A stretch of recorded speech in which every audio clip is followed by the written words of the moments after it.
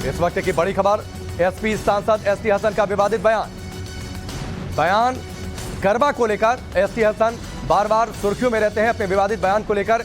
गरबा में विदेशी राजदूत को बुलाने पर सवाल खड़े किए हैं एसटी हसन ने। राजदूतों के सामने नुमाइश क्यों है, पहले सुनिए एसटी हसन ने क्या कुछ कहा।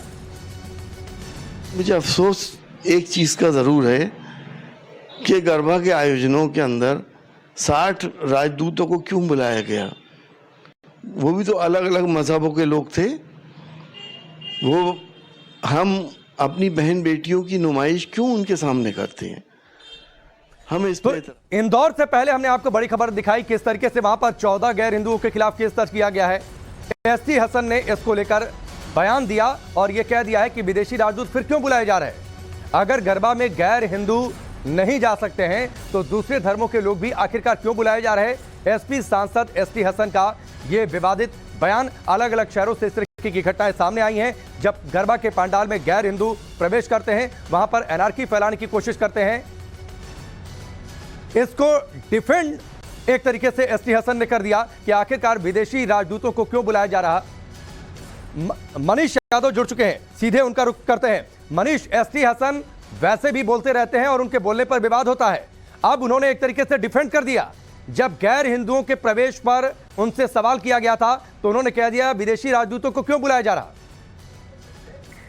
देखिए, एक गलत चीज का विरोध करने के बजाय दूसरा एक किसी और मसले पर तूल देने की आदत समाजवादी पार्टी की सांसद एसटी हसन की रही है और आज भी उन्होंने इसी तरह का बयान दिया है कि गरबे में अक्सर अतिथियों को बुलाया जाता रहा है। और गरबा एक सांस्कृतिक धरोहर है जिसमें गुजरात से लेकर पूरे उत्तर भारत, दक्षिण भारत के लोग गरबा जैसे कार्यक्रम करते हैं और नवरात्र में खासतौर पर इस तरह के कार्यक्रम आयोजित किए जाते हैं और ये विरासत की तरह से देखा जाना चाहिए। लेकिन एसटी हसन आपत्ति उठा रहे हैं कि ऐसे कार्यक्रमों में राजदूतों को बुलाया जाता है, वहां पर महिलाएं उनके सामने नाचती हैं, तो ये संस्कृति के खिलाफ है। तो एक गलत चीज को जस्टिफाई करने के लिए एक गलत बयान एसटी हसन ने यहाँ पर दिया है और अक्सर अपने बयानों को लेकर चर्चा में रहते हैं। चाहे तालिबान का मसला हो तब भी एसटी हसन ने बयान दिया था, उसकी खूब चर्चा हुई थी। उसको गलत जस्टिफाई करके विवादों में आ गए थे एसटी हसन। और अभी जब पीएफआई को बैन किया गया तब भी उनके बयान ने खासा चर्चा बटोरी। और अब जो धर्म और संस्कृति से जुड़ी हुई चीजें हैं उन पर आपत्ति उठाकर एसटी हसन एक नए मामले को तूल देने की कोशिश कर रहे हैं।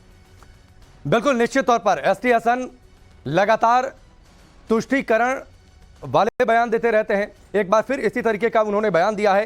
कहां तो वो इस बात की आलोचना करते कि गरबा के पंडाल में अगर गैर हिंदुओं को प्रवेश की इजाजत नहीं है तो उन्हें प्रवेश वो क्यों कर रहे हैं, क्यों वहां पर एनार्की फैलाने की कोशिश कर रहे हैं। इसके बावजूद उन्होंने बयान ये दे दिया कि आखिरकार गरबा के कार्यक्रमों में विदेशी राजदूतों को आमंत्रित क्यों किया जा रहा जबकि वो दूसरे धर्मों के हैं। एक बार फिर सुनिए एसटी हसन ने क्या कुछ कहा। एक चीज का जरूर है कि गरबा के आयोजनों के अंदर 60 राजदूतों को क्यों बुलाया गया। वो भी तो अलग अलग मजहबों के लोग थे। वो हम अपनी बहन बेटियों की नुमाइश क्यों उनके सामने करते हैं। मुझे अफसोस एक चीज का जरूर है कि गरबा के आयोजनों के अंदर 60 राजदूतों को क्यों बुलाया गया। वो भी तो अलग अलग मजहबों के लोग थे। वो हम अपनी बहन बेटियों की नुमाइश क्यों उनके सामने करते हैं। हम इस पे